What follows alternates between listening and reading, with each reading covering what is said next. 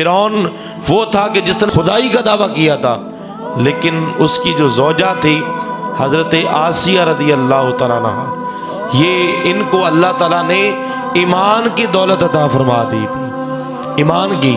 حضرت موسیٰ علیہ السلام چونکہ ان کو جو ہے وہ پالا تھا، تو موسیٰ علیہ السلام کے ذریعے ان کو ایمان کی دولت عطا فرما دی۔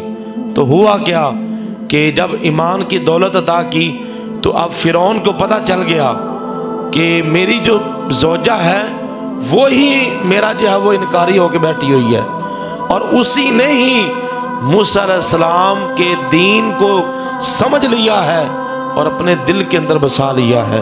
اب فرعون نے کیا کیا، پہلے اسے سمجھایا، حالانکہ حضرت آسیہ کون تھی کہ جو عیاشی کے اندر اسلام سے پہلے زندگی گزار رہی تھی، اور فرعون کے اوپر بھی ان کا اختیار تھا، اپنی مرضی کے فیصلے کرتی اور اپنی مرضی کے حکم چلایا کرتی تھی۔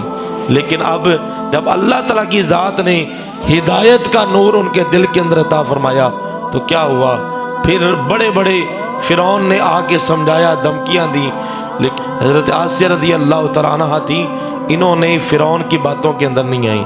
پھر فرعون نے ظلم کیا، شکنجہ لگوایا۔ کیا کیا؟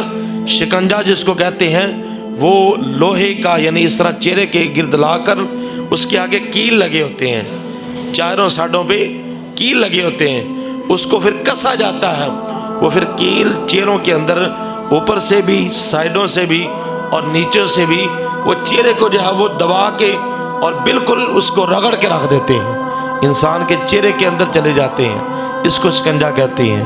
تو اس نے وہ لگوایا، لیکن آپ نے اس کے باوجود بھی اسلام کا دامن مضبوطی کے ساتھ تھامے رکھا۔ پھر فرعون نے کہا کہ اسے ایک جگہ پہ کھڑا کر کے اس کے اوپر پتھر گرائے جائیں تاکہ اسے سمجھ آ جائے کہ میری خلاف ورزی کرنے کا کیا انجام ہوتا ہے۔ اس نے موت کو گلے لگایا لیکن اسلام کا دامن نہ چھوڑا اور پکی اور سچی توبہ کی۔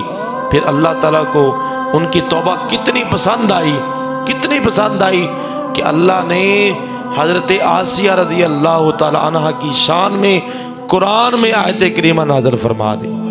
آیت کریمہ سنیں اور اپنے ایمان کو تازہ فرمائیں۔ اللہ فرماتا ہے وَضَرَبَ اللَّهُ مَثَلًا لِلَّذِينَ آمَنُوا امْرَأَتَ فِرْعَوْنَ إِذْ قَالَتْ رَبِّ ابْنِ لِي عِندَكَ بَيْتًا فِي الْجَنَّةِ وَنَجِّنِي مِنْ فِرْعَوْنَ وَعَمَلِهِ وَنَجِّنِي مِنَ الْقَوْمِ الظَّالِمِينَ۔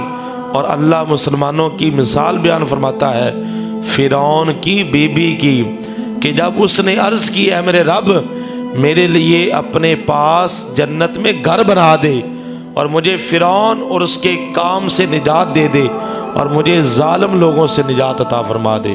یعنی جب اس قدر تکلیفیں دی جا رہی تھی تو حضرت آسیہ رضی اللہ تعالیٰ عنہ نے اللہ کی بارگاہ کے اندر دعا کیا، اللہ مجھے یہ جو فرعون کا عالی شان گھر ہے نا مجھے یہ نہیں چاہیے، تو مجھے جنت کا گھر عطا فرما دے، مجھے دنیا سے رخصت کر دے اور ان کے ظلم سے رخصت کر دے، مجھے جنت کے اندر میرے لیے گھر کو تعمیر فرما دے۔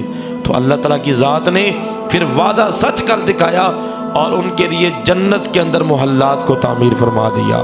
تو یہ حضرت آسیہ ہے۔ روایت کے اندر آتا ہے کہ جنت جو ہے نا یہ 4 لوگوں کے انتظار میں رہتی ہے، اس کو 4 لوگوں کا انتظار ہے۔ کون ہے وہ؟ خواتین ہیں۔ ایک تو ہیں حضرت مریم جناب عیسیٰ علیہ السلام کی والدہ، جنت ان کا انتظار کرتی ہے۔ دوسرا حضرت آسیہ رضی اللہ تعالیٰ عنہ، جنت ان کا بھی انتظار کرتی ہے۔ تیسرا فرمایا سیدہ خدیجہ الکبریٰ رضی اللہ تعالیٰ عنہ، جنت ان کا انتظار کر رہی ہے۔ اور چوتھا میرے اور آپ کے آقا علیہ السلام کی بیٹی سیدہ فاطمہ الزہرا رضی اللہ تعالیٰ عنہ، یہ دنیا کی سب سے عزیز ترین اور ایسے اللہ کی بارگاہ میں معزز ترین خاتونیں ہیں، عورتیں ہیں کہ جنت بھی ان کا انتظار کر رہی ہے۔